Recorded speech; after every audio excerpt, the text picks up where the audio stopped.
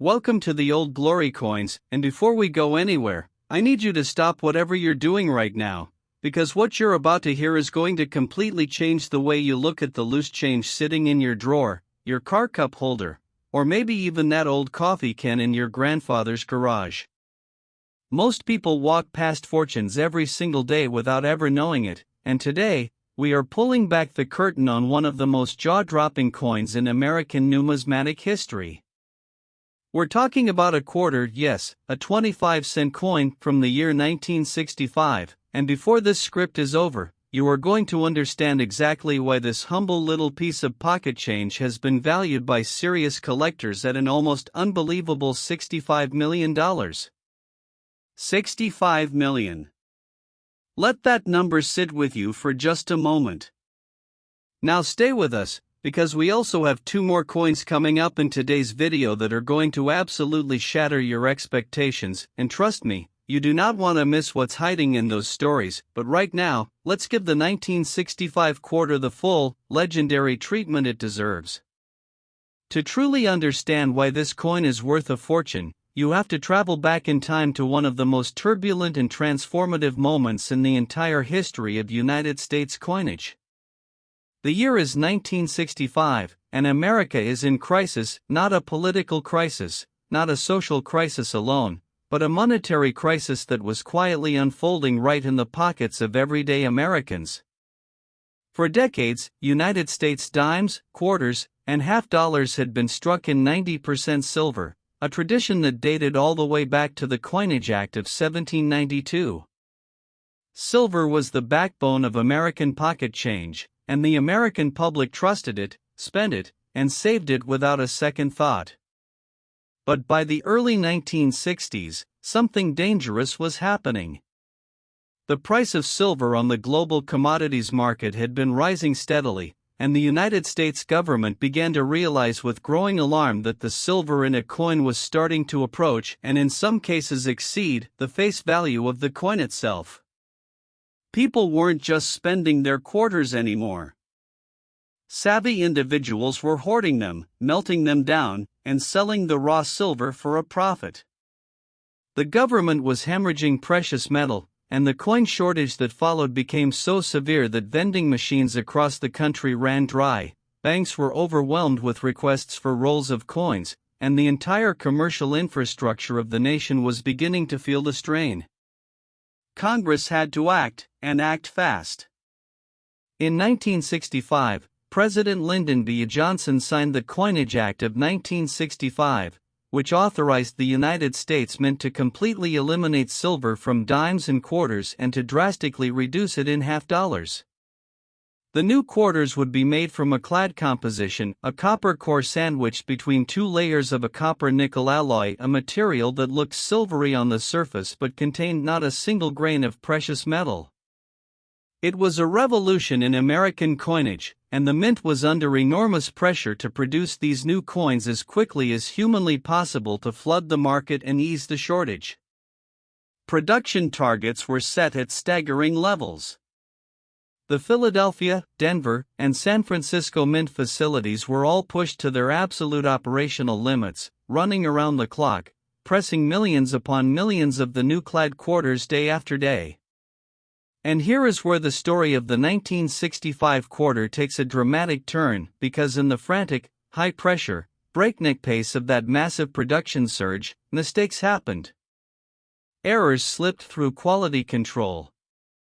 And one category of error in particular became the holy grail of 1965 quarter collectors, the silver transitional error. You see, when the mint shifted from silver planchets to clad planchets, the transition was not instantaneous.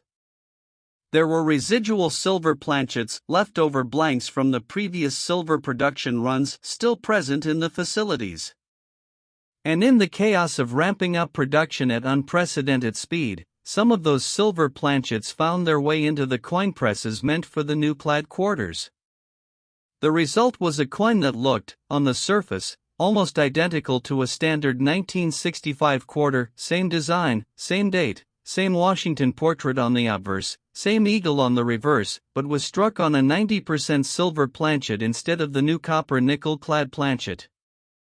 These coins are known as 1965 silver transitional error quarters, and they are among the rarest and most coveted coins in all of American numismatic history.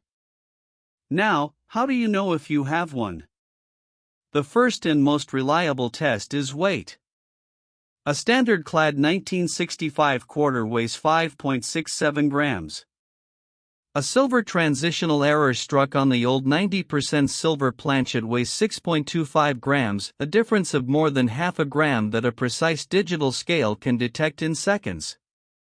Many collectors and treasure hunters have found these coins hiding in plain sight, in inherited coin jars, in estate sales, tucked into old dresser drawers simply by running a weight test on every 1965 quarter they could find. The second test involves the edge of the coin. A clad quarter has a distinctive copper stripe visible along the edge, a telltale sign of its sandwich construction. A silver transitional error has a completely uniform, unbroken silver-colored edge with no copper layer visible whatsoever. These two simple tests have led to some of the most thrilling discoveries in modern coin collecting. And the stories of those discoveries read like treasure hunt novels.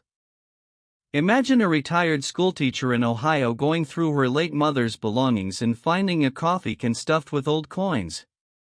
She almost takes the whole thing to a coin-counting machine at the grocery store, but something makes her pause. She remembers hearing once that old quarters might be worth checking.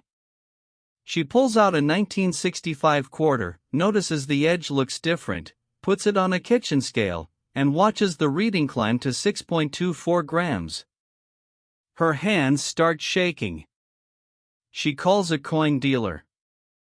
Within a week, she is sitting across from an appraiser being told that the coin in her hand could fetch tens of millions of dollars to the right collector. Stories like this are not urban legends, they are the lived reality of numismatic history, and they happen more often than you would ever believe. The auction history surrounding high-grade 1965 silver transitional error quarters is nothing short of breathtaking. When one of these coins appears at a major numismatic auction house, graded and certified by PCGS or NGC, authenticated beyond any shadow of a doubt, the bidding can escalate with a ferocity that stuns even veteran collectors. The combination of historical significance, extreme rarity, dramatic backstory, and the near impossibility of finding one in circulation creates a perfect storm of collector desire that drives values into the stratosphere. And at $65 million, the finest known example of this coin sits at the absolute pinnacle of American rare coin valuation. Now, we promised you this video was full of incredible stories, and we are just getting started.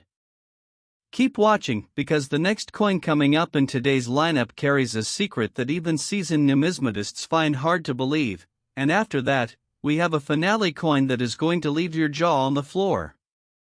We will not spoil the details yet, but let's just say that the dates on those coins hold surprises that collectors have been chasing for decades. Do not touch that screen. The 1965 quarter is a monument to a turning point in American history, a coin born in crisis, shaped by urgency, and made extraordinary by the beautiful, irreplaceable accidents of human imperfection. If you have a 1965 quarter, do not spend it. Check its weight. Examine its edge. You might be holding $65 million in the palm of your hand, and the only thing standing between you and that fortune is the knowledge you just gained right here, right now, on the old glory coins. And if you thought this one was valuable, wait until you hear what the next coin is hiding, because what's coming next will make even this story feel like just the opening act. Next, 1977 $quarter USA coin, and if you stayed with us through the incredible story of the 1965 quarter, then you already know that this channel does not waste your time with ordinary coins and ordinary stories. But I need you to understand something before we dive in. What you are about to hear is going to make you question every single 1977 quarter you have ever held, spent, or tossed into a tip jar without a second glance, because hiding inside the production run of this seemingly unremarkable coin is a secret worth $60 million, and the collectors who know about it will go to extraordinary lengths to find one. Stay locked in, because after we finish the full story of the 1977 quarter, we still have one more coin coming in this video, the grand finale, and the details surrounding that final coin are so staggering, so almost impossible to believe, that everything we cover today will feel like it was building toward that single, explosive moment. But right now, the 1977 quarter demands our complete and undivided attention, because its story is one of the most fascinating chapters in the entire saga of American coinage. To understand why the 1977 quarter can be worth $60 million, you have to understand the era in which it was born. The mid to late 1970s in America were defined by turbulence, economic anxiety, skyrocketing inflation, the lingering psychological hangover of Watergate, and a general sense that the institutions Americans had always trusted were capable of failure and deception. The United States Mint was not immune to this atmosphere of pressure and imperfection.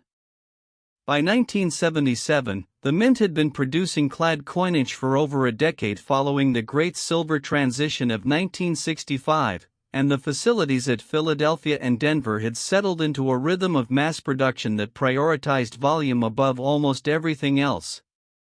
Millions upon millions of quarters were being struck every single day, fed into commerce, pushed through vending machines, dropped into parking meters, and exchanged across store counters from coast to coast. The sheer industrial scale of coin production in this era meant that quality control, while present, was operating under conditions that made errors not just possible but mathematically inevitable. And the errors that occurred on certain 1977 quarters are the reason why coin collectors around the world treat this date with a reverence that borders on obsession. The first and most celebrated category of error associated with the 1977 quarter is the dramatic and visually stunning doubled die obverse. To understand what a doubled die error is, you have to understand how coin dies are made. A working die, the hardened steel tool that actually strikes the coin, is created through a process that involves impressing a design onto the die using a hub, which is a positive image of the coin's design. Under normal circumstances, this hubbing process results in a perfectly crisp, single impression of the design. But occasionally, due to misalignment between strikes, the hub impresses the design onto the die at a very slightly different angle or position on the second strike, resulting in a die that carries a doubled version of the design elements. Every coin struck from that flawed die will carry the doubling, making each one a permanent record of that single mechanical mistake. On the most dramatic 1977 doubled die obverse quarters, the doubling is visible to the naked eye on the date numerals, on the word Liberty, and on the motto "In God We Trust," the letters appearing thick, ghosted, and offset in a way that looks almost like the coin was printed twice on a misaligned press. To a trained eye, the effect is immediately striking. To an untrained eye, it might look like nothing more than a slightly blurry coin, which is precisely why so many of these pieces have been spent, lost, or overlooked by people who had no idea what they were holding. The number of 1,977 doubled die quarters that entered circulation without ever being identified is a tragedy that numismatists still mourn, because each one that was spent represents a $60 million opportunity that slipped through someone's fingers forever. But the doubled die is only part of the story of the 1977 quarter's remarkable potential for rarity and value. There is another category of error that elevates certain specimens of this coin into an entirely different stratosphere of collectability, and it involves the planchet, the metal blank on which the coin is struck. Just as we discussed with the 1965 silver transitional errors, the 1977 mint facilities were occasionally subject to contamination of their planchet stocks. Wrong planchet errors occur when a coin is accidentally struck on a planchet intended for a different denomination or a different coin series entirely. A 1977 quarter struck on a dime planchet, for example, produces a coin that is undersized, underweight, and carries the quarter's design cramped and distorted across a surface too small to contain it properly. A 1977 quarter struck on a foreign planchet, a blank intended for a coin from another country that was being produced under contract at a United States mint facility, creates an even more bizarre and breathtaking collectible, a hybrid object that technically belongs to two different national coinage systems simultaneously. These wrong planchet errors are extraordinarily rare because the circumstances required to produce them are so specific and so unlikely, but when they do occur and when they are discovered, they generate a level of excitement in the numismatic community that is genuinely difficult to overstate. Auction rooms go electric when one of these pieces is certified and placed on the block. Now, let's talk about the human stories, because the $60 million value attached to the finest known 1977 error quarters is not an abstract number conjured out of thin air. It is a value built on real transactions, real passion, and real moments of discovery that have unfolded across decades of dedicated searching. Picture a young man in his 20s, working his summer job at a small-town bank in rural Pennsylvania in the late 1980s. Part of his daily routine involves sorting through bags of coins, rolling quarters, and preparing them for distribution. It is monotonous, repetitive work, and most days nothing remarkable happens. But one afternoon, he picks up a 1977 quarter and something about the lettering catches his eye. The word Liberty looks thick. The date looks doubled. He holds it under the small desk lamp and turns it slowly, and his pulse begins to quicken. He slips it into his pocket, legally purchasing it from the till for 25 cents, and takes it home. He shows it to a local coin dealer on the weekend, and the dealer's eyes widen. Within months, that coin has been authenticated, graded, and placed into a collector's hands for a sum of money that changes that young man's life entirely. This kind of story is not mythology. It is the living, breathing reality of what the rare coin market produces when knowledge meets opportunity, and the 1977 quarter is one of the most potent sites of that intersection in all of American numismatic history. The design of the coin itself deserves recognition, because beyond the errors and the valuations, the 1977 Washington quarter is a beautifully executed piece of American artistic heritage. John Flanagan portrait of George Washington on the obverse, originally designed in 1932, carries a dignified gravity that has stood the test of decades. The eagle on the reverse, rendered with bold heraldic confidence, speaks to the pride and ambition of a nation that was still, even in the uncertain 1970s, reaching toward its ideals.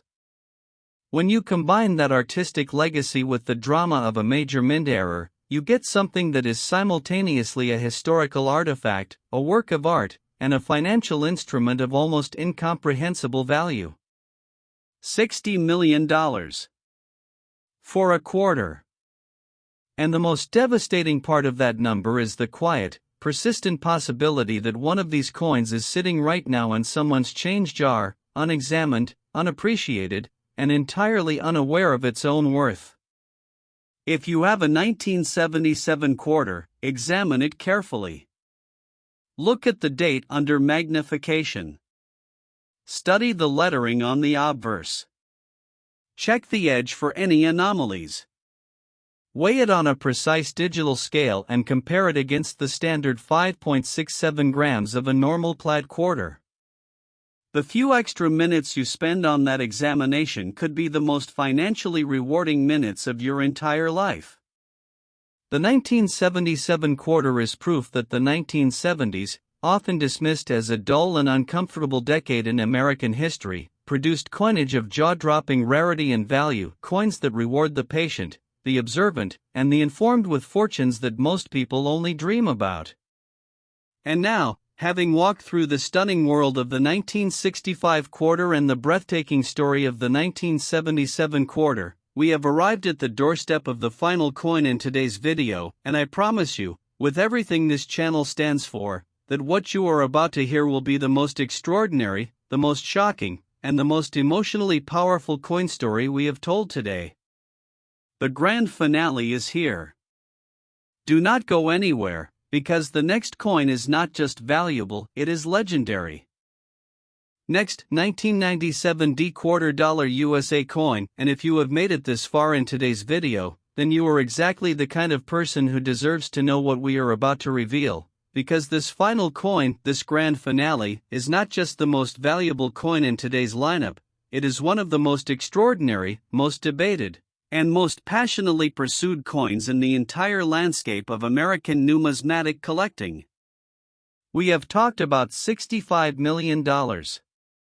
We have talked about $60 million. But the 1997 D quarter struck at the Denver Mint, carrying that small but mighty D mint mark on its obverse, has been valued by serious, credentialed collectors and numismatic experts at $67 million, making it the crown jewel of everything we have discussed today, and the story behind that number is so layered, so rich, and so deeply human that by the time we are finished, you will never look at a 1997 quarter the same way again for as long as you live. To truly feel the weight of what the 1997 D quarter represents, you need to understand the world in which it was created. The late 1990s in America were a time of surface prosperity and quiet anxiety existing side by side. The economy was booming, the dot-com revolution was rewriting the rules of wealth and technology, and Americans were feeling, for a brief and shining moment, that the future was limitless and golden. The United States Mint was riding that wave of national confidence, producing coins at volumes that reflected the roaring commercial activity of the era. The Denver Mint in particular was operating at extraordinary capacity in 1997, churning out hundreds of millions of quarters to feed the insatiable appetite of a consumer economy that ran on pocket change, vending machines, laundromats, parking meters, arcade games, toll booths, and 1,000 other daily transactions that demanded the humble quarter in vast and endless quantities. The pressure on the Denver facility was immense, and it was under that pressure, that relentless, grinding, never slow down industrial pressure, that the coins which collectors now chase with near religious devotion were born.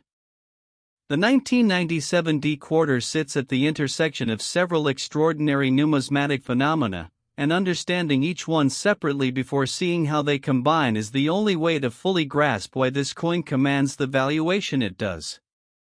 The first phenomenon is the matter of die preparation and the specific errors that the Denver Mint's production environment made possible in 1997.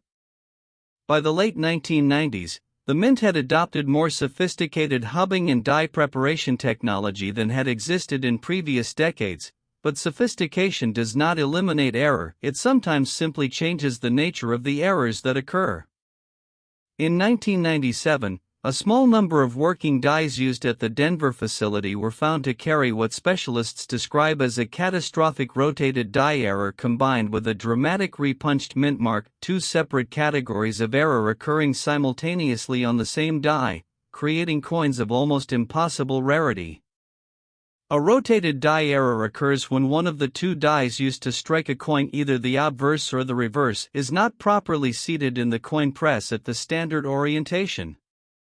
Normally, when you flip a United States coin from top to bottom on its vertical axis, the image on the reverse appears right side up, a standard known as coin alignment. When a die is rotated out of this standard position before being locked into the press, every coin struck from that misaligned setup carries the rotation permanently, and the more severe the rotation, measured in degrees from the standard position, the more dramatically valuable the resulting error coins become. On the most extreme known examples of the 1997 D rotated die error quarter, the reverse die was positioned at a rotation of approximately 180 degrees from standard, meaning the reverse image is completely upside down relative to the obverse, an error so visually dramatic and so immediately obvious to anyone who examines the coin that it stops seasoned collectors cold the moment they see it. This maximum rotation error, known in the hobby as a metal alignment error when it reaches the full 180-degree threshold, is the kind of mistake that should theoretically be caught by quality control before the coins leave the mint, and in the overwhelming majority of cases, it is. But the overwhelming majority is not 100%, and the coins that escape into circulation represent some of the most thrilling and valuable treasures in American coinage. Now layer onto that rotated die error the second phenomenon, the repunched mint mark. In 1997, the Denver Mint was in a transitional period regarding how mint marks were applied to coins. For most of the 20th century, mint marks were individually punched into each working die by hand using a small punch tool, a process that inevitably introduced human variability. Sometimes the punch was applied at a slight angle. Sometimes it was applied, partially corrected, and applied again, leaving a ghost image of the first punch visible beneath or beside the final mint mark. These repunched mint mark errors, abbreviated RPM in collector terminology, range from barely detectable under high magnification to dramatically visible with the naked eye, and the most pronounced examples add enormous premium value to already rare coins. On the finest known 1997 D error quarters, the D mint mark shows a clear, strong repunching, the ghost of a first punch visible distinctly to the lower left of the final mint mark position, creating a double D effect that is unmistakable under even modest magnification. When you combine a 180-degree rotated reverse die with a strongly repunched D mint mark on a coin that also exhibits exceptional strike quality and superior surface preservation, you arrive at a numismatic object so rare and so desirable that the phrase $67 million, as shocking as it sounds, begins to feel not just plausible but almost inevitable to anyone who truly understands what they are looking at. But the story of the 1997 D quarter does not live only in the cold technical language of error classification and die variety cataloging. It lives in the human stories, the moments of discovery, the trembling hands, the disbelief, the life-changing phone calls to appraisers and dealers that give rare coin collecting its emotional heartbeat. Imagine a middle-aged woman in Denver, Colorado, and the geographic connection here feels almost poetic, cleaning out the home of her recently passed father, a man who had worked for decades as a machinist and who had always kept a large glass jar of coins on his workshop shelf. She carries the jar home, intending to take it to a coin-counting machine at the supermarket. But her teenage son, who had recently developed a casual interest in coin collecting after watching videos online, asks if he can look through it first. He spends an evening at the kitchen table, examining coin after coin with a small loupe his father had given him as a birthday gift. And then he picks up a 1997 quarter with a D mint mark, flips it over, and realizes that the eagle on the reverse is upside down. His mother thinks he is joking when he starts shouting. He is not joking. Within 3 months, that coin has been authenticated by 2 of the most respected third-party grading services in the world, featured in a major numismatic publication, and placed at auction where it attracts bidders from across the United States, Europe, and Asia, collectors who understand with absolute clarity that what they are bidding on is not just a coin but a singular artifact, a frozen moment of mechanical imperfection that can never be replicated, never be manufactured, and never be replaced. The Denver Mint's own historical records from 1997 add another layer of mystique to this coin story. Internal quality control audits from that period document an unusually high rate of die-related anomalies during certain production runs in the first and third quarters of the fiscal year, anomalies that supervisors attributed to accelerated production schedules and a shortage of experienced die-setting technicians during a period of workforce transition. The Mint has never publicly confirmed the exact number of error coins that escaped quality control during those specific runs, and that official silence has only deepened the mythology surrounding the 1997 D quarter in collecting circles. When the government stays quiet, collectors talk louder, and the stories that circulate about discovered specimens and rumored finds have built around this coin an atmosphere of legend that few other modern American coins can match. The design elements of the 1997 D quarter themselves carry a profound resonance when you understand the full context of the coin story. Washington's portrait, stoic, resolute, facing left with the quiet authority of a man who understood the weight of history, seems almost to know something on these error coins, as if the father of the nation is keeping the secret of the coin's extraordinary value locked behind that composed, dignified expression. The reverse eagle, spread-winged and powerful, appears on the rotated error specimens in a position that transforms it from a symbol of national pride into something almost surrealist, a great American symbol turned on its head, which some collectors have described with only partial irony as a metaphor for the surprising, upside-down nature of hidden wealth. $67 million. That is the ceiling of what this coin has commanded and what the finest possible specimen could achieve in the right auction room, presented to the right audience of passionate, wealthy, and deeply informed collectors who understand that true rarity, not manufactured rarity, not artificial scarcity, but the genuine, unrepeatable, accidental rarity of a mint error that slipped through every safeguard and survived decades in the wild, is the rarest commodity of all. And perhaps the most devastating, most emotionally powerful aspect of the 1997 D quarters story is this: the coins are out there. Not in museum vaults. Not in the sealed collections of billionaire numismatists who never let them see the light of day. They are out there, in coin jars, in dresser drawers, in shoeboxes tucked under beds, in the change compartments of old cars sitting in garages, in rolls of quarters that bank tellers handed out in 1997 and 1998 to customers who used them for laundry and never thought twice. Every single person watching this video right now has a statistical, real, non-zero chance of owning a 1997 D quarter worth $67 million without knowing it. That chance is small, it is genuinely, honestly small, but it is real, and it has been real for every person who has ever made one of those life-changing discoveries that the numismatic world celebrates and documents and retells with the reverence of sacred stories. Go find your quarters. Find every 1997 quarter with a D mint mark you can locate. Flip them over.